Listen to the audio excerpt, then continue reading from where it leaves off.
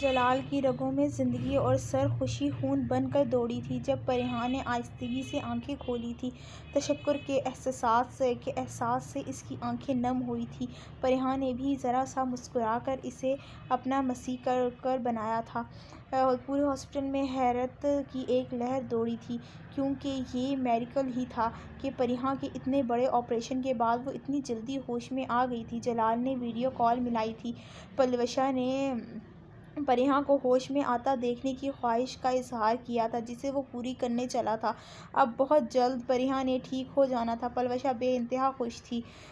نواب حیدر، جو احساس جرم سے پل پل اذیت میں تھا، پل پل تڑپ رہا تھا، حافظ سعید اور فوزیہ بیگم کے سامنے اپنے جرم کا اقرار کر چکا تھا، کیونکہ اب تو پریحان کو بھی پتہ چل گیا تھا کہ وہ باپ سے ملنا اور اس کی شکل بھی دیکھنا پسند نہیں کرتی تھی۔ حافظ سعید اور فوزیہ بیگم اور مامی پری سے مل آتے تھے، مگر اسے اجازت نہیں تھی کہ سلطان مینشن میں قدم رکھنے کی۔ فوزیہ بیگم کو بھی چوٹ لگ گئی تھی۔ نواب کے گناہوں کا سایہ ان کے گھر کی خوشیاں اور سکون نگل گیا تھا، برباد کر چکا تھا۔ مگر جب سے پریحان کا پتہ چلا کہ پریحان کا علاج ہو چکا ہے اور وہ جلد ہی ٹھیک ہو کر لندن سے واپس آنے والی ہے، شاہ سلطان کی عزت اس کی نظروں میں اور بڑھ گئی تھی۔ ویر کو روح تک سکون سا ملتا تھا جب فوزیہ اسے بیٹا بول کر اس کا ماتھا چومتی تھی۔ نواب اندر ہی اندر گھل رہا تھا، اس لیے ایک دن ہمت کر کے سلطان مینشن گیا تھا۔ پری سے ہاتھ جوڑ کر معافی مانگی۔ بیٹی تھی، کب تک دل پتھر کیے رکھتی، باپ کے گلے سے لگ کر پھوٹ پھوٹ کر رو دی۔ ویر سامنے آیا تو اس کے سامنے بھی ہاتھ جوڑے۔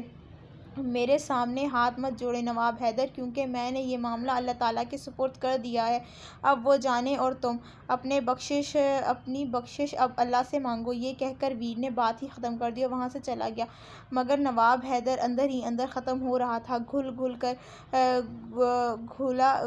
کر چکا تھا، روح پر بوجھ تھا، اور پھر یہ جرم اس کے دل کو نگل گیا تھا۔ جب ایک رات وہ دل کے دورے پڑنے پر نکلا اور انہیں اگلے جہاں پہنچا گیا۔ ایک مرتبہ پھر پری کی چیخیں سلطان مینشن میں گونجی تھیں۔ پری کو سنبھالنا مشکل ترین ہو چکا تھا۔ ویر نے نواب حیدر کی میت کو کندھا دیا تھا۔ حافظ سعید بھی اس کا ظرف دیکھ کر حیران ہوئے تھے۔ غم چاہے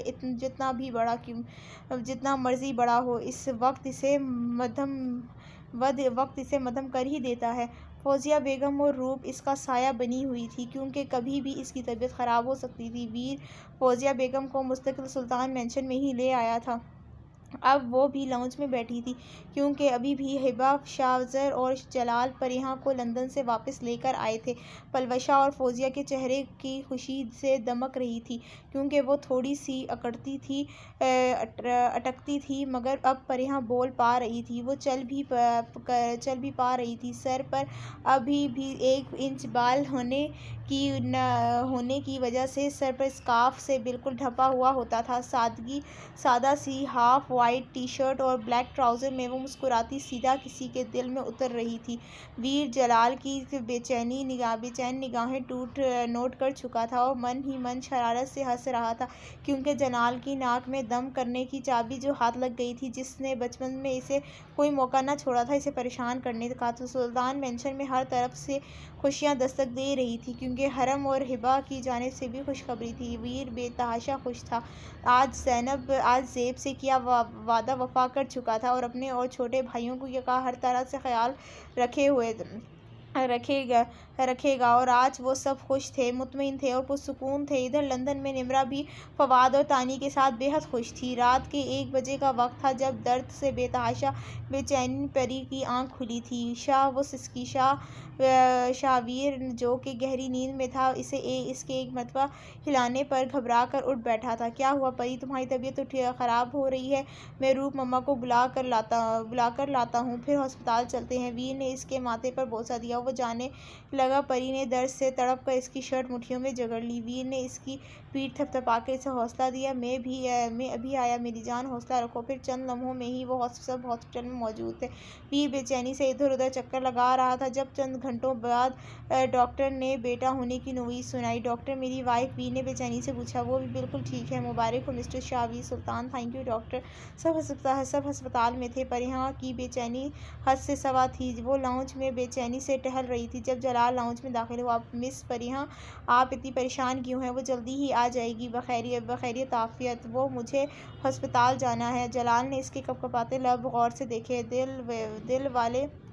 دن والے حلیے میں وہ اس کی جان کا عذاب بن چکی تھی۔ چلیں میں لے چلتا ہوں۔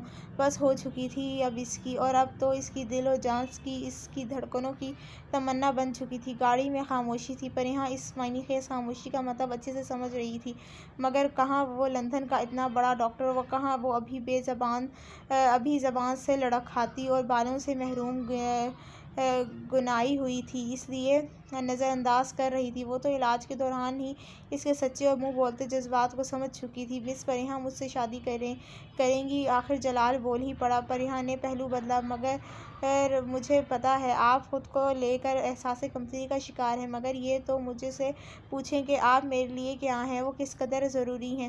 آپ میرے لیے اس قدر ضروری ہیں کہ اگر آج آپ نے انکار کیا تو یہ آپ کا مسیح ٹوٹ جائے گا، بکھر جائے گا، یا شاید مر ہی جائے، اللہ نہ کرے۔ پریحان نے اس کی باتوں سے دہل گئی تھی۔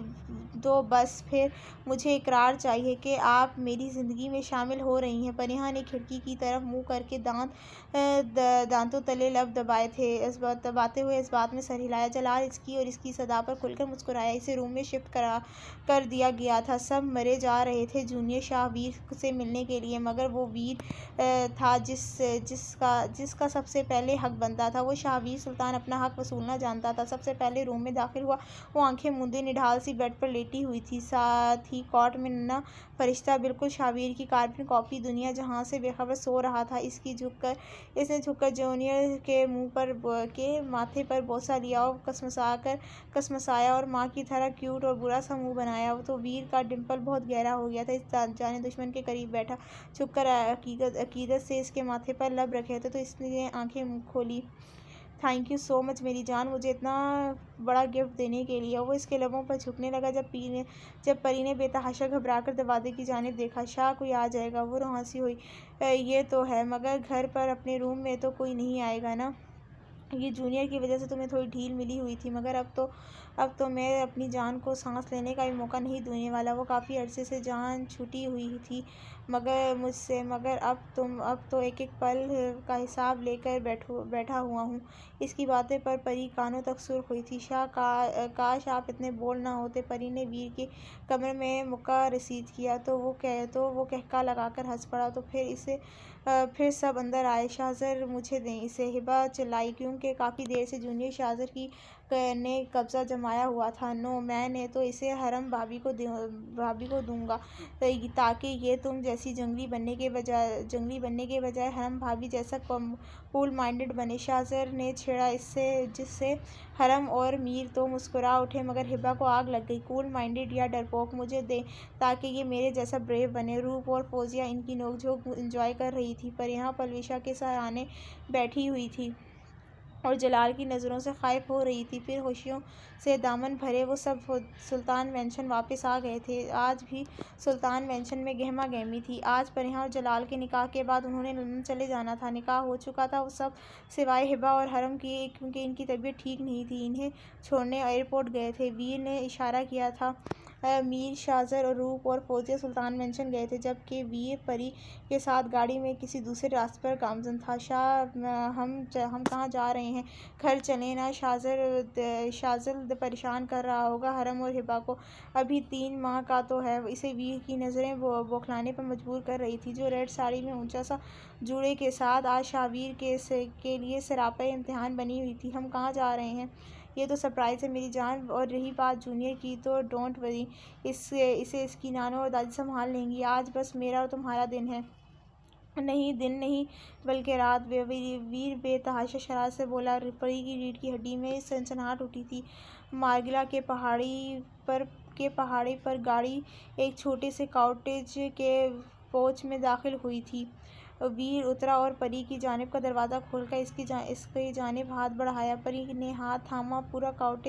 پورا کاٹیج جیسے گلابوں سے بھرا ہوا تھا۔ پھولوں سے بنی راہ گزر پر چل کر وہ اندر آئے تھے۔ چھوٹے سے لاؤنج میں کھانا کھایا گیا تھا۔ پھر ویر نے اسے اپنی باہوں میں بھرا اور لے کر روم میں داخل ہو گیا۔ وہ کمرہ جیسے اجلا عروسی کے لیے سجایا گیا تھا۔ ہر طرف پھولوں کی مسکون کن خوشبو تھی جو روح کو معطر کر رہی تھی۔ پری کے اوسان قطع ہوئے تھے۔ شاہ یہ سب وہ تمہارے لیے میری جان۔ جذبات سے بوجھل گمبھیر آواز نیچے اتار کر باہوں میں جکڑا اور گردن پر دھکتے لب رکھے۔ شاہ وہ آج کچھ مت بولو میری جان، بس مجھے اور میری محبت کو محسوس کرو جو کہ ہم بس ایک مرتبہ ہی محسوس کر پائے، لیکن اب اور دوری نہیں میری جان۔ یہ کہہ کر ویر نے اسے اٹھایا اور سفید جالی ہٹا کر اسے گول بیڈ پر لٹا کر خود اس پر حاوی ہوا۔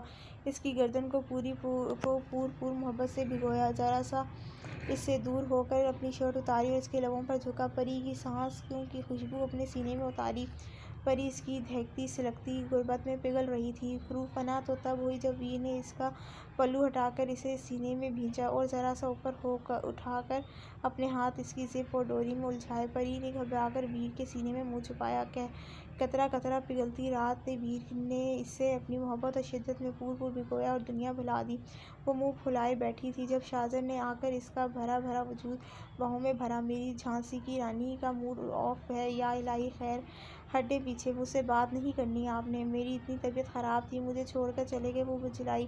ہاں تو کیا کروں، موٹی ہو گئی ہو۔ میں نے کہا تھا کوئی اسمارٹ سی لڑکی ڈھونڈتا ہوں افیئر چلانے کے لیے۔ شاہزر کا ڈمپل گہرا ہوا۔ آج سبز رنگ کی ہلکی کامدار سی فراک میں وہ بار بار اس کی دل کی دھڑکن بے ترتیب کر رہی تھی، مگر اسے پٹا کر اس کا اگلا ہی روپ دیکھنا بھی ضروری تھا۔ وہ جو 7 months پریگننٹ تھی۔ غصہ اور صدمے سے جھنجھلا اٹھی۔ شاہزر وہ چلائی۔ میں چھوڑوں گی نہیں آپ کو۔ شاہزر قہقہہ لگا کر ہنس پڑا جب وہ اسے مارنے اس کی جانب لپکی اور بری طرح کارپیٹ پر الجھی، مگر اس سے پہلے ہی گرتی کہ دو مضبوط بازوؤں نے اسے تھام لیا۔ شاہزر کی مستی سیکنڈوں میں ہوا ہوئی تھی۔ نرمی سے اٹھا کر اسے بیڈ پر لٹایا۔ وہ سو کرنے لگی۔ اف یہ دیکھو میری ماں، اس نے ہاتھ جوڑے مذاق کر رہا تھا میری اور میرے باپ کی بھی توبہ جو کبھی دوبارہ ایسی بات کی۔ واقعی حبا کی ایک عد سے آنسو کیے اور تیزی سے ہاتھ جوڑتے شاہزر کی تصویر اپنے موبائل میں کھینچ لی۔ شاہزر ہکا بکا اس کی کارروائی دیکھتا رہ گیا۔ حبا چڑیل یہ میری فوٹو فوراً ڈیلیٹ کرو۔ وہ اس کی جانب لپکا۔ نہیں کروں گی، وہ تڑپ کر بولی۔ اچھا میں تو پھر بھگتو۔ یہ کہہ کر شاہزر نے اسے اپنی دھکتی گرفت میں لے لیا اور اس کے لبوں پر شدت سے جھکا۔ چند پلوں میں ہی اس کی نازک سی جان کو نڈھال کر چکا تھا۔ حبا نے بے تحاشا گھبرا کر اس کی پناہوں میں خود کو چھپایا۔ حرم جونیئر پر جھکی ہوئی تھی۔ وہ کاٹ میں بیٹھی نیند سو رہا تھا جب پیچھے سے آ کر میر نے اسے گرفت میں لیا۔ وہ اچھلی اور وہ آج بھی شاہ میر کی بھڑکتی سلگتی غربت سے دہل جایا کرتی تھی۔ اوہ حرم جان، سنبھال کر یار، میرا بیبی ڈسٹرب ہو جائے گا۔ میر نے اس کے پیٹ پر نرمی سے ہاتھ رکھا۔ آپ بھی تو مجھے ڈرا دیتے ہیں شاہ میر، وہ مڑ کر برا سا منہ بنا کر بولی۔ وہ اس کے کشادہ سینے پر سر رکھا۔ میر کا ڈمپل گہرا ہوا۔ ویسے حبا بولتی تو صحیح ہو، کیا یہی کہ تم ڈرپوک ہو؟ وہ شرارت سے بولی۔ حرم جھنجھلائی۔ نہیں جی میں نہیں ہوں۔ اچھا تو پھر تم مجھ سے زیادہ جونیئر لکی ہے جسے میری بیوی خود ہی کب سے پیار کیے جا رہی ہے۔ اگر نہیں ہو ڈرپوک تو ذرا اپنے ہبی کو پیار کر کے دکھاؤ تو مانوں میری بریوی۔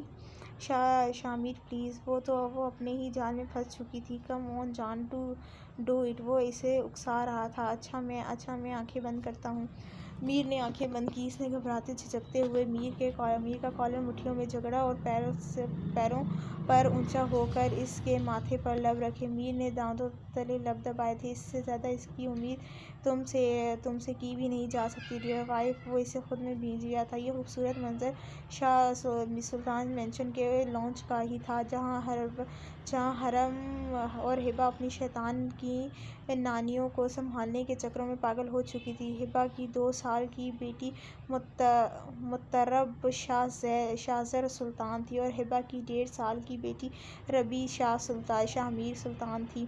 جبکہ شاہزر سلطان باپ کی طرح ایسے مزاج کا ہی بچہ تھا، جب تک پرسکون رہتا تب تک تو راوی چین ہی چین لکھتا، مگر جب اسے اس کی من مرضی نہ ہوتی تو وہ کہہ ڈھاتا مگر کہ فی امان اللہ۔ پری بھی گھبرا جایا کرتی تھی اور سب یہیں موجود تھے۔ سنڈے کا دن تھا، اس لیے وہ آفت کی پڑیاں اپنے اپنے ڈیڈ کی اور اپنے بڑے پاپا کی موجودگی میں زیادہ پھیل رہی تھیں۔ روپ اور فوزیہ ان کے صدقے واری جا رہی تھیں۔ پاس بیٹھے دادا حاتم نے بھی ان کو بگاڑنے میں کوئی کسر نہیں اٹھا رکھی تھی۔ پری نے حرم اور ہبہ دانت پیستی کچن کا رخ کر چکی تھی۔ شاہویر سلطان نے ہنسی دباتے ہوئے سے ایک پرسکون سی لمبی سانس اپنے روح میں کھینچی تھی اور جونیئر شاہویر سلطان کی طرف متوجہ ہوا تھا جو کب سے ڈیڈ پکار رہا تھا۔ ختم شد۔ امید ہے آپ سب کو اس کا سیزن 1 بہت اچھا لگا ہوگا، وحشت عشق کا۔ انشاءاللہ ہم سیزن 2 بہت جلدی لے کے آئیں گے، اور پلیز جس نے چینل سبسکرائب نہیں کیا پلیز سبسکرائب کر لیں۔